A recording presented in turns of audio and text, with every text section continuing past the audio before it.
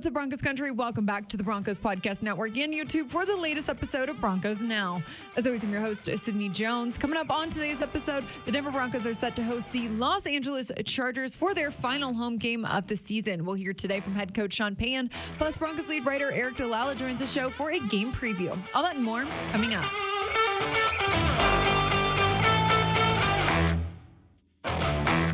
As the Denver Broncos return home to Empower Field at a Mile High this Sunday to host the Los Angeles Chargers for the final home game of the season, head coach Sean Payton talked today about how quarterback Jarrett Stidham has looked at practice this week. He's had a good week.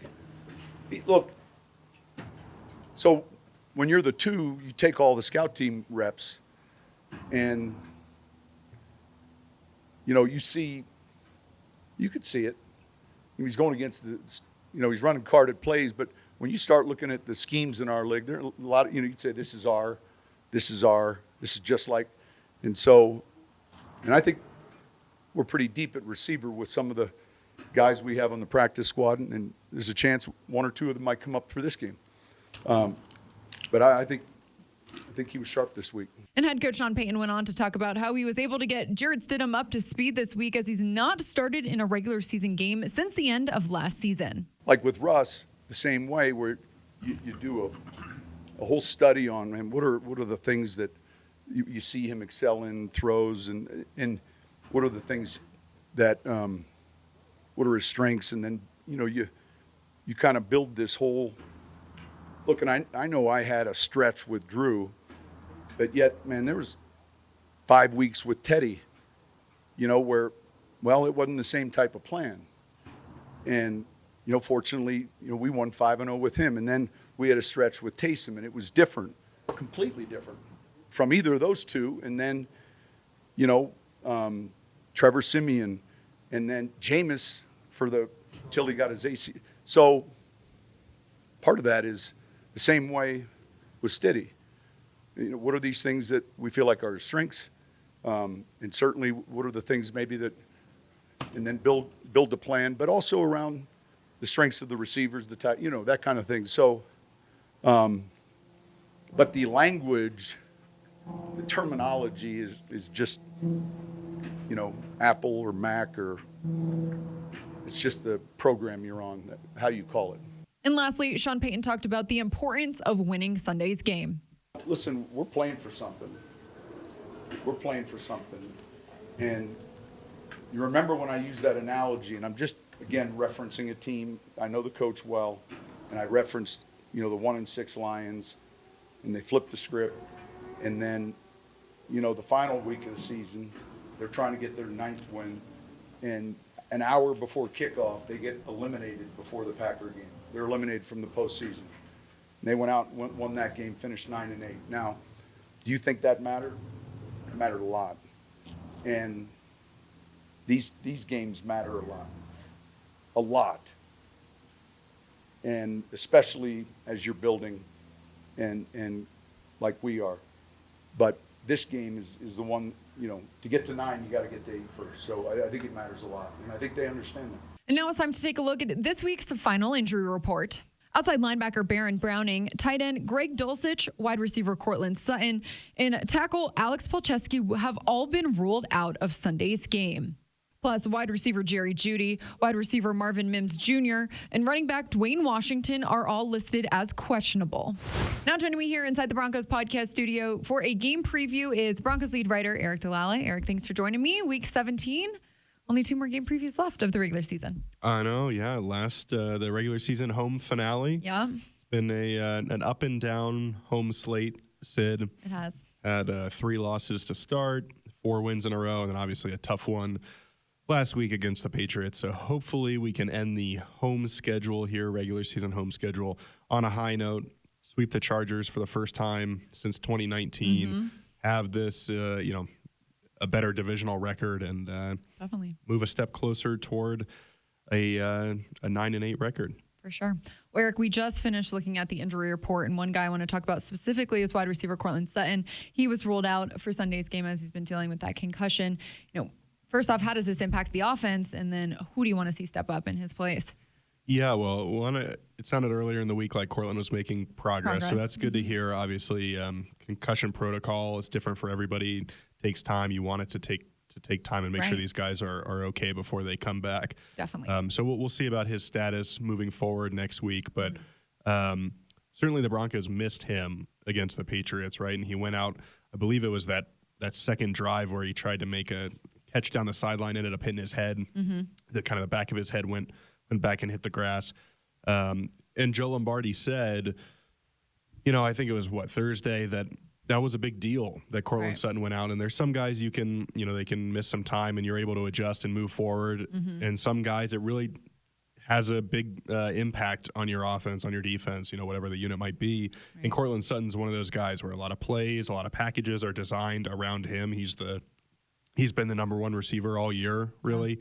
And so it was an adjustment. Obviously, I think we saw some of the struggles that resulted from Cortland not being in there, having to move guys around. And it's not to say that there's not a plan in place, right? And they're able to, they do know, what to do, but it still, I think, takes some time for these guys to work through all of that.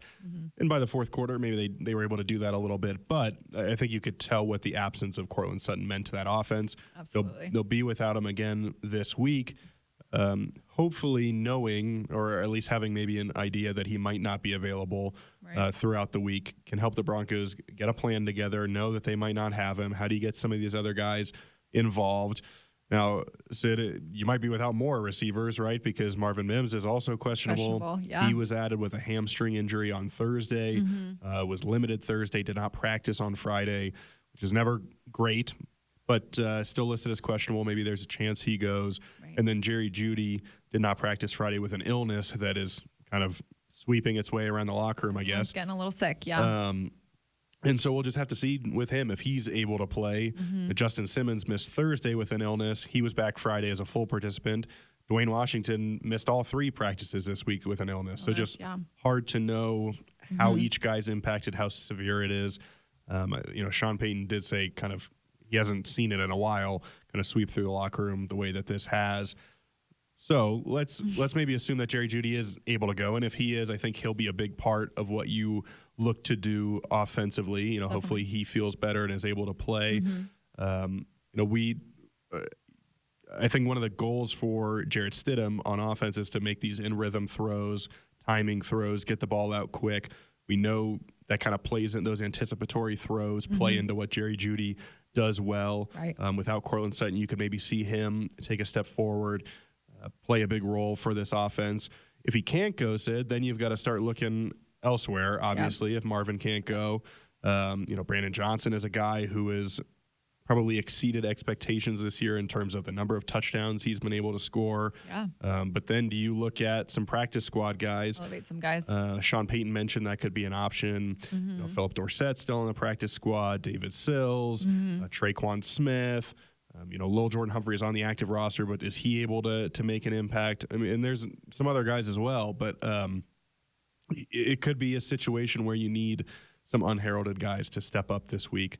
And obviously the guys on the practice squad, some of them have done it before. Philip Dorsett, former first-round pick, he's done it before. Some of the other guys, maybe a little bit younger, haven't done it as much. So it'll be a little bit of a waiting game probably to see who plays, who doesn't. And then it's about who can step up and who can make a play. Definitely. Yeah, Aric, you mentioned Jarrett Stidham there. He's going to make his 3rd career start on a Sunday. What are just your expectations for him? Yeah, Stiddy. It's time. I'm excited for Jarrett. It's obviously a big opportunity. Great opportunity. He recognizes it, even though his focus is on this week. Sean Payton, kind of said that he knows what sort of opportunity this is for him. And we know that just 2 games last year caught Sean Payton's attention at least, and helped him land a spot here as the backup quarterback. It's possible that these 2 games could mean a lot for him again. And so he played really well against the San Francisco 49ers last year, the top defense in the NFL, threw for over 350 yards, 3 touchdowns. 108 quarterback rating. So a good performance there. I think with Jarrett, you want to make sure that you're getting the ball out quickly. That second game that he played against the Chiefs, did take, I think, 6 sacks, and obviously some of that's on protection, right? But you want to get the ball out quick. Still want to avoid turning the ball over if possible. Had 3 interceptions over those 2 games last year. And look, the Broncos, when they've turned the ball over and lost a turnover battle, they're 0-7. Right. 7-1 when they win the turnover battle. So that's still going to be important no matter who's in there at quarterback. Absolutely. And we heard Sean Payton say earlier in the week, the ball's out all the time now. So you've got to figure that that's a focus here this week of taking care of the football. But, yeah, if you're Jarrett Stidham, Sean Payton loves his footwork, his ability to have command at the line of scrimmage. There is some athleticism there in terms of being able to get outside the pocket. He had some rushing yards against San Francisco last year. Yeah. So just play his game. Don't try to do too much. And he kind of emphasized that he didn't feel like he needed to do anything differently this week or go outside kind of how he normally hopes to play. And, just go out and operate the offense, see if you can score some points and see where it takes you. Definitely. How do you think maybe that this offense will change, or how will it look different? Obviously, different quarterback, but just how do you think this offense will be different on Sunday with Jarrett there? Yeah, well, I think just everybody does things a little bit differently. There's plays that some guys like that others might not, and so Joe Lombardi talked about that of how can you prepare things that maybe Jarrett prefers doing these things and Russell prefers doing these things. So it'll probably be. Joe Lombardi said it might not look that different, right? Just kind of stylistically if you're watching, but there will be small tweaks that are designed to kind of emphasize what Jarrett does well, what he likes to do, what he's comfortable with. And, I'm excited to see what the Broncos are able to do because Sean Payton's had a history of succeeding with backup quarterbacks. And sometimes, or a lot of the time, it's been due to injury that guys have gone in. But Teddy Bridgewater down in New Orleans went 5-0. They played well with Taysom Hill. Trevor Siemian went in there and won. And then obviously Jameis had a lot of success before he suffered a season-ending knee injury. So, Sean Payton has a track record of putting guys in position to succeed at that position. And I'm excited to see if the same thing happens this week with Jarrett Stidham under center. Yeah, Aric, I feel like the tone in the locker room, everyone, is doing well given the news. And I know Mike Belinci, he even talked about that this week, said, everyone is focused on this week, like they all said. Yeah, you got to still be a professional, right? And it's tough. And I think Sean Payton said this on Wednesday when he talked about the news for the first time of everybody wishes they'd done a little bit more. That, you look at yourself and say, oh, well, could I have helped this be better? And it is, obviously a high-profile player at a high-profile position. Sydney, if I can get that out. But it's really about the offense in general being better and finding a spark. And again, Sean Payton emphasized that on Friday. This is about winning a football game. This is about getting to that 8th win. It's about continuing or getting back to some of the momentum you had earlier this season. It's about finding a way to have success. And he talked about the Lions, right? That last year they have that big run. Sean's referenced them many times. And again on Friday saying, hey, they were eliminated from the playoffs before they ever went out there for their final game of the regular season. And they still won the football game. They still they knocked the Packers out of the playoffs. And now look at them. They've won their division. They're still alive for a top seed kind of on the NFC side. And so I think Sean Payton sees the value, and this team sees the value in winning out, getting to 9-8, having your first winning season since 2016. And is that what you want? Like at the end of the day, Justin Simmons talked about that earlier this week. Right. Hey, I want to be in the playoffs. That's what matters to me. But that doesn't mean that there's also, he recognized this, there's not kind of that in between where, okay, well, it can be a good step and it can build positive momentum to go 8-3 down the stretch and have a winning record. So these guys are professionals. They're still bought in. Both teams have ruled out some important players, and it will, I think, to some degree, be about who executes better, but who wants it more on Sunday. Right. Aric, you mentioned both teams having ruled out, important players. Looking at the Chargers, Keenan Allen, Josh Palmer, Joey Bosa, they've all been ruled out for Sunday too. So like you said, I mean, a lot of guys out in this game. Yeah, and they've got some other guys doubtful as well. Yeah. I think Kenneth Murray among them. This is a Los Angeles team, and we've seen kind of with interim coaches, sometimes you get a boost. They played the Bills really close. Not able to score touchdowns really in the second half, so they ultimately fall short to the Bills at home last week. But this is a team that, despite having Yeah, they're in the game. They bounced back really well from that tough game against the Raiders a couple of weeks ago now. Right. And, they're playing like they have nothing to lose. Vance Joseph was talking about, hey, they've got a young quarterback in Easton Stick, and yet they're throwing the ball down the field. I think being aggressive, yeah. Yeah, I think Stick had 6 completions of at least 15 yards. And if you look at the Broncos defense against New England, they played really well. I think 7 3-and-outs. But they were chunk plays, and there was a 40-something yarder, a 30-something yarder that both set up touchdown drives, and then obviously the big one at the end of the game that allows the Patriots to get in position to kick the game-winning field goal. So what the Broncos struggled with against the Patriots is kind of what the Chargers are trying to do, and that they're trying to take some shots down the field. Obviously, we saw Easton Stick connect on one to Quentin Johnston in that first meeting in the second half, and Vance Joseph said, hey, this can be kind of scary in a way when you face an offense that they're defying their trends in terms of, hey, normally you expect this team to run the ball on this down and throw it on this down, or you expect them to call this type of play. They're kind of pushing all those trends away because they've got an interim coach. There's nothing to lose. They're playing aggressive. So Vance Joseph did say it can be a scary challenge. I know the Broncos want to respond the right way defensively. We'll see how they do that. Obviously, missing Keenan Allen is a big deal with as many receptions as he has, but it's still going to be a challenge. And Stick can run around, and if you don't talk about cage rushing a guy and keeping him in the pocket, that's going to be important.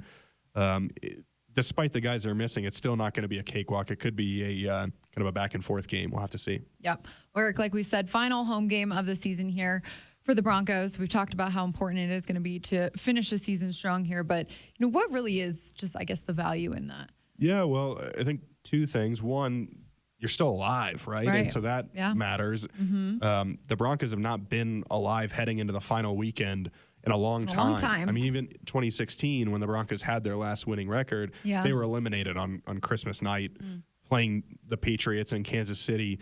So they went into Week 18 it was a meaningless game, and obviously they won in Gary Kubiak's final game as head coach, and it was kind of a nice moment, but it didn't mean anything. And there's a chance, if you need some things to go your way, but still not impossible that if you win this game and some results go your way on Sunday, that you could go into Week 18 with a chance to still make the playoffs, and you might need 2 or 3 games to go your way.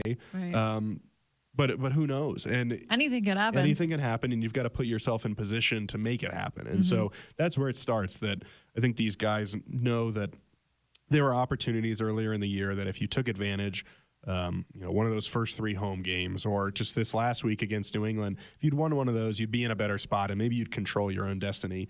But as long as they're still alive, they're going to keep fighting, going to keep playing. So that's part of it. And then the other part is just you've got to establish this culture of winning, of learning how to not lose, kind of build that positive momentum going into the offseason. And you don't know what could happen next year, but I do think teams that have built this standard and this culture of this is how we do things, we know how not to lose games.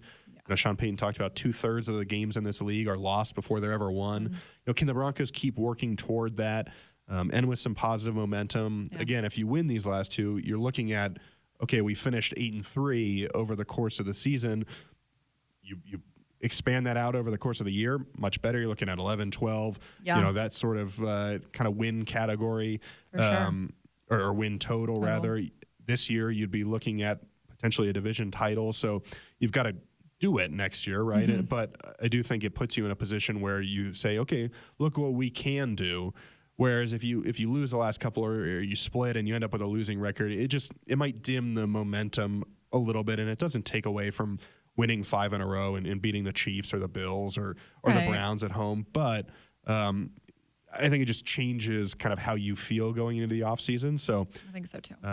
Even if you don't reach your ultimate goal this year of making the playoffs, of winning some playoff games, competing for a championship, if you can win these last 2 and build that momentum, it can set you up nicely for 2024. Yep, definitely. I agree. Well, Eric, appreciate you coming on the show today. Looking forward to it on Sunday. You got it, Sid. Well, that's going to do it for today's episode of Broncos Now. Broncos Country, thanks so much for tuning in. Hope to see you all out in Power Field at a Mile High this Sunday. But if not, I'll meet you right back here next week for a game recap.